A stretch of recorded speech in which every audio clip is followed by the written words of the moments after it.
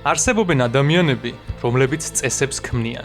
არსებობენ ადამიანები, რომლებიც ამ წესებს ემორჩილებიან. მაგრამ არსებობენ ისეთებიც, ვისთვისაც მთელი მათი არსებობა ამ წესების დარღვევას ემსახურება.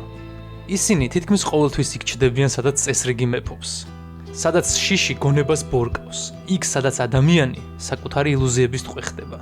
ასეთი ადამიანები არ არიან უბრალოდ გმირები ან ბოროტმოქმედები. ისინი ქაოსის მატარებლები არიან.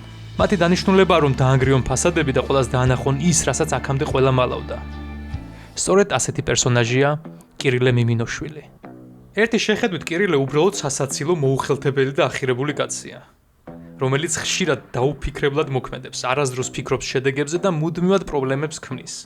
მაგრამ თუ კირილეს მხოლოდ კომიკურ პერსონაჟად აღვიქვავთ, მაშინ კლდიაშვილის და შენგელაიას ჩანაფიქრს მთლიანად გამოვტოვებთ.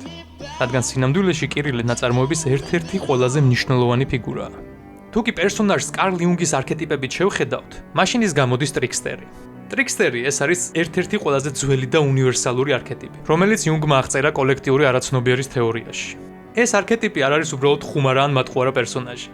ტრიქსტერი ეს არის ადამიანი, რომელიც არღვევს წესებს, დასცინის ავტორიტეტებს, ქმნის ქაოსს, ამხელს საზოგადოების თვალთმაქცობას, სხვებს აიძულებს საკუთარი თავი დაინახონ რეალობაში, რასაც წარმოადგენენ. ამრიგად მისი მთავარი ფუნქციაა წესრიგის დარღვევა, რათა დაფარული გამოჩნდეს.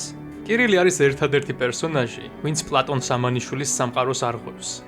პლატონი მუდმივად შიშში ცხოვრობს, ეშინია ქონების დაკარგვის, ეშინია გაღარიბების, ეშინია მომავლის, ეშინია ყველაფრის, რაც მის წესრიგს საფრთხეს შეუქმნის.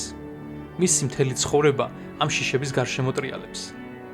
კირილეს კი ეს შიშები საერთოდ არ ესმის. ის ცხოვრობს სპონტანურად, რისკავს და მოქმედებს.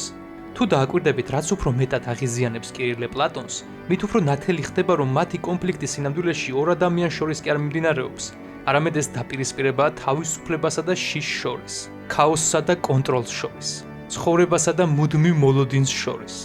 ამიტომაც, თუ კარგად დავაკვირდებით, ჩვენ აღმოვაჩენთ, რომ რაც უფრო ბრაზდება პლატონი კირილეზე, მით უფრო ნათლად ვხედავთ, რომ სინამდვილეში მისი მტერი იმ მომენტში კირილე კი არ არის, არამედ თავად პლატონის შიშებია, რომელსაც ის ნამდვილად შეპყრობილი ყავს. ამიტომ კირილეს დანახვა როგორც უბრალოდ სასაცილო და მეორეხარისხოვანი პერსონაჟისა, ვფიქრობ შეცდომაა. სინამდვილეში ის არის ძალა, რომელსაც შეუძლია სიმართლე ზედაპირზე ამოიტანოს. და როგორც ტაილერ დერდენი ამბობდა, როდესაც ყველაფერს დავკარგავთ, მხოლოდ მაშინ ვხდებით ჩვენ თავისუფლები.